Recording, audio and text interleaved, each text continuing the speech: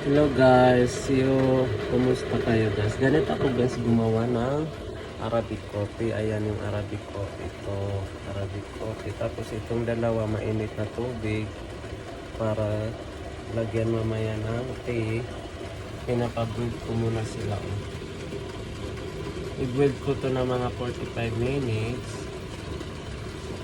Tapos ito mga 20 minutes lang.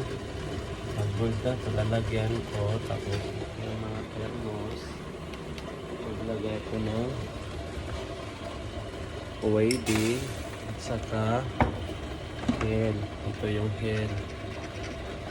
Oo, maglalagan tayo. Buksan natin.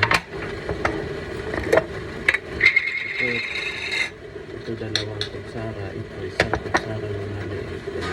Tapos ito dalawang kutsara dito. So maglalagan tayo. Lagyan tayo ng ano. Ayan guys.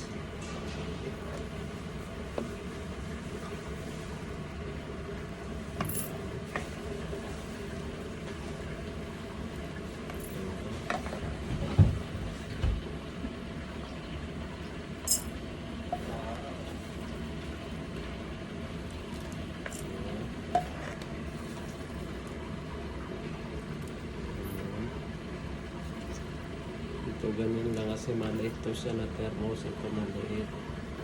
So yun. Ito na naman. Maglagay tayo dito. Tig-isa. Itong ano, OAD o saffron.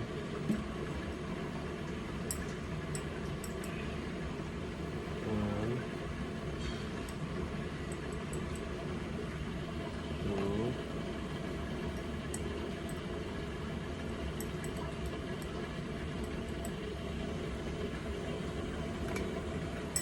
Ganun lang guys, maglagay ng ano, ingredients ng Arabic coffee. Ito yung OAD or saffron. Maganda din to guys, gamot sa ngipin. Itong ano na to. Tapos mabango. Ito yung head, ayan yung head guys. Yan. So yun lang guys, nakita nyo na lahat kung paano ako guys gumawa ng Arabic coffee. So thank you so much. Bye.